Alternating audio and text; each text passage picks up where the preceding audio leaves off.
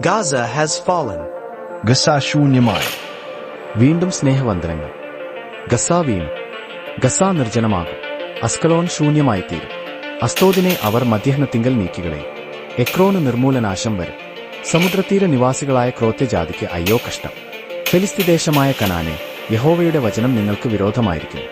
നിനക്ക് നിവാസികൾ ഇല്ലാതാകും വണ്ണം ഞാൻ നിന്നെ നശിപ്പിക്കും.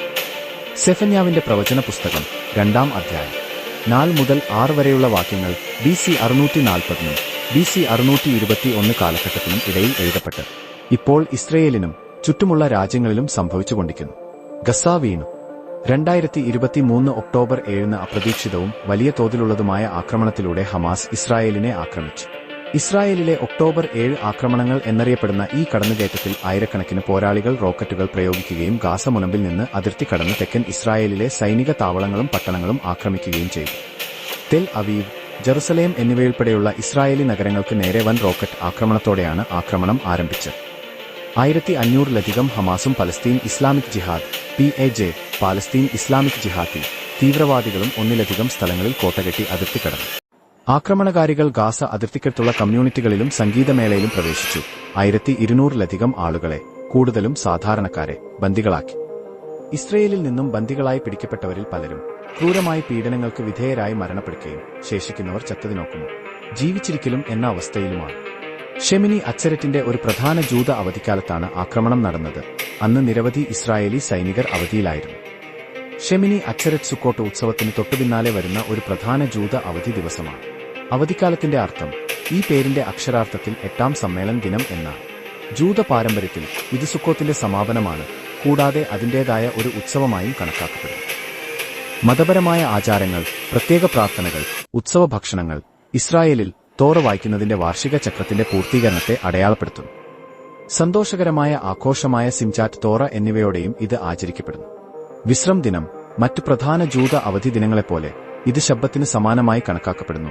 മിക്ക ജോലികളും നിർത്തുന്നു, ബിസിനസ്സുകൾ അടച്ചിരിക്കും, കുടുംബങ്ങൾ ഒത്തുകൂടുന്നു. 2023 ഒക്ടോബർ 7 ലോകം മറന്നുകാണില്ല എന്ന് കരുതട്ടെ. ചില ആഗോള നിഷ്പക്ഷ ചിന്തകൾ പറയട്ടെ. ലോകത്തിലെ ഏതൊരു ഗവൺമെന്റിന്റെയും പഴയ കഥ ഇതാണ്. അത് അമേരിക്കയായാലും യൂറോപ്യൻ യൂണിയനായാലും അറബ് ലീഗായാലും ലോകത്തിലെ ഏത് രാജ്യമായാലും അവർ കല്ലെറിയാൻ ആഗ്രഹിക്കുന്നു. കലാപം ഇളക്കിവിടാനും ആയുധ പരിപാടികൾക്ക് ഫണ്ട് നൽകാനും സന്തോഷിക്കുന്നു. എന്നാൽ അവരുടെ പണം അവരുടെ വായടച്ച് അഭയാർത്ഥികളെ സ്വീകരിക്കേണ്ട സമയമാകുമ്പോൾ അവർ പെട്ടെന്ന് നിരാശരായ കുറച്ച് ആളുകളെ കൊണ്ടുപോകാൻ കഴിവില്ലാത്ത നിർഭാഗ്യവാന്മാരായി മാറുന്നു. എനിക്ക് ഒരു ചോദ്യമേയുള്ളൂ. പലസ്തീനെ പിന്തുണയ്ക്കുന്നുവെന്ന് പറയുന്ന ഈ മുസ്ലിം രാജ്യങ്ങളെല്ലാം, സൗദി അറേബ്യ, ഇറാൻ, തുർക്കി, UAE മുതലായവ ഇപ്പോൾ എന്താണ് ചെയ്യുന്നത്? വിമാനങ്ങൾ അയച്ച് നിരപരാധികളായ സാധാരണക്കാരെ, പ്രത്യേകിച്ച് കുട്ടികളെ ഒഴിപ്പിച്ച് അവരുടെ രാജ്യങ്ങളിലേക്ക് സുരക്ഷിതമായി എത്തിക്കാൻ അവർ എന്തുകൊണ്ട് ചർച്ച നടത്തുന്നു?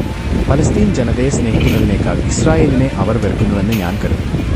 ഹമാസ്, ഹർക്കത്തുള്ള നുജാം, ഹിസ്ബുള്ള, ഹൂത്തീസ് തുടങ്ങിയവയെല്ലാം തന്നെ ഇസ്രായേലിന്റെ പ്രതികാരാന്തിയിൽ വ്യതിചാരമായി തീർന്നു. ഇവരുടെ മുതിർന്ന നേതാക്കന്മാരെയെല്ലാം ഇസ്രായേൽ ഹൂറികളുടെ അടുത്തേക്ക് പറഞ്ഞയച്ചു.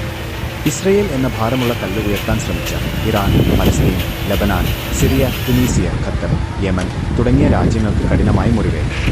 പ്രവചനങ്ങൾ പൂർത്തീകരിച്ചുകൊണ്ടിരിക്കുന്നു. ലോകരാജ്യങ്ങൾ ഇത് മനസ്സിലാക്കുന്നില്ലെങ്കിൽ അത് ഭോഷത്വമാണ്.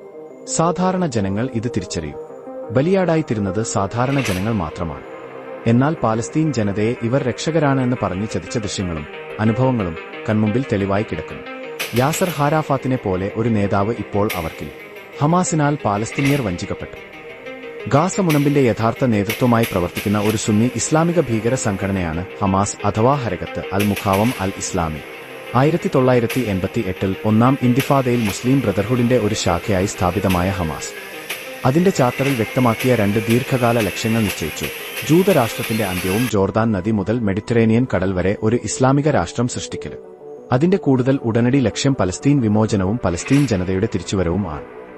പൂർത്തീകരിക്കാൻ സാധിക്കാത്ത ഹമാസിന്റെ അജണ്ടകൾക്ക് പണം വാരിക്കുരി നൽകുന്ന ഇസ്ലാം രാജ്യങ്ങൾ ലോകസമാധാനം നശിപ്പിക്കുകയും സാമാന്യ ജനങ്ങളുടെ ജീവനും സ്വത്തിനും ഭീഷണിയാണെന്നത് കൂടി തിരിച്ചറിയുമ്പോൾ ലോകം ഇസ്രയേലിന്റെ ഒപ്പം നിൽക്കും.